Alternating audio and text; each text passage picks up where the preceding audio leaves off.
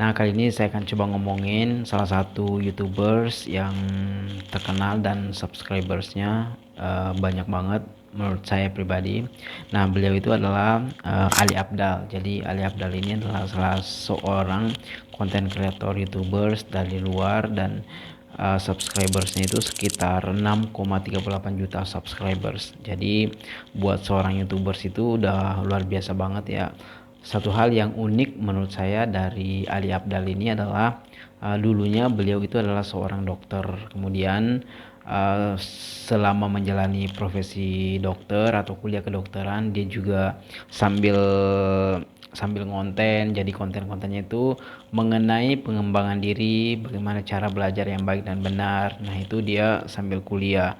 Nah, begitu selesai kuliah, kemudian dia bekerja di sebuah rumah sakit di London, Inggris. Nah, beliau juga sambil ngonten terus ya.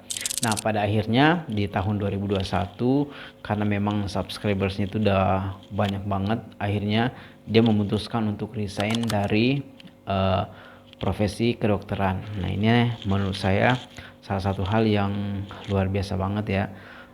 Siapa sih yang nggak mau jadi dokter, dan dokter itu adalah profesi yang mungkin ya hampir setiap orang mengidolakan atau mendamba-dambakan, tapi si Ali Abdal ini malah resign dari dokter.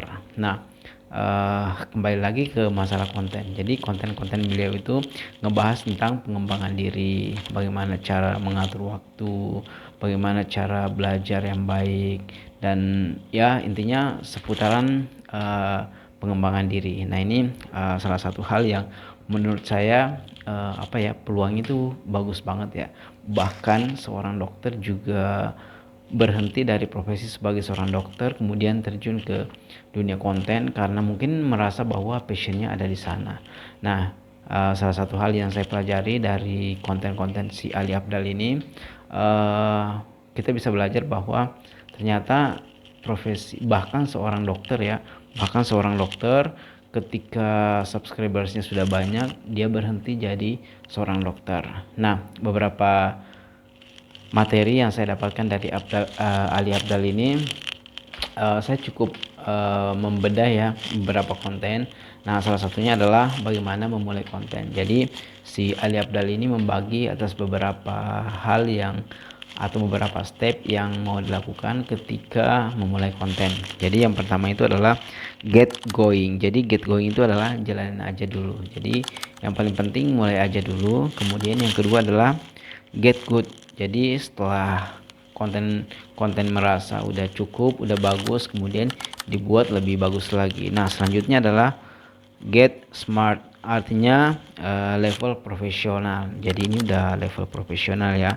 Get smart ini adalah level profesional. Ketika udah profesional itu ya mesti lebih smart lagi, materinya lebih diperdalam lagi. Nah, itu adalah hal yang di-share oleh Ali Abda. Nah, tentunya setiap level ini punya kelebihan masing-masing.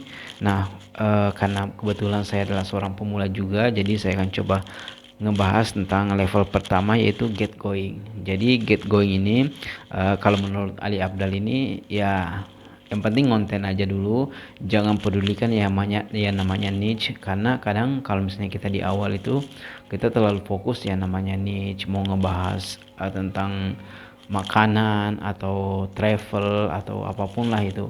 Jadi kadang kita pengen fokus dengan satu pembahasan, padahal sebenarnya kalau pertama kali itu ya mungkin masih bingung kira-kira mau ngebahas apa, kecuali kalau misalnya udah tahu betul-betul kira-kira mau ngebahas apa. Nah, itu adalah hal yang paling bagus banget. Nah, kalau saya juga pertamanya itu memang bingung ya mau ngebahas apa, sampai sekarang itu konten saya juga masih gado-gado. Nah, itu adalah namanya pemilihan niche. Jadi saya nggak pernah pusing kira-kira hari ini saya mau ngonten apa yang mau saya bahas, ya kira-kira apa aja dulu yang terpikiran, yang ada di kepala. Nah, itu yang saya bikin konten.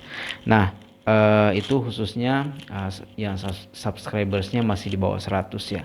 Saya juga masih baru berapa ya, baru 8 subscribers. Jadi ya saya termasuk ke kategori ini. Apapun video yang dipengenin atau kira-kira mau ngebahas apa, ya udah bahas dulu aja. Yang paling penting belajar konten.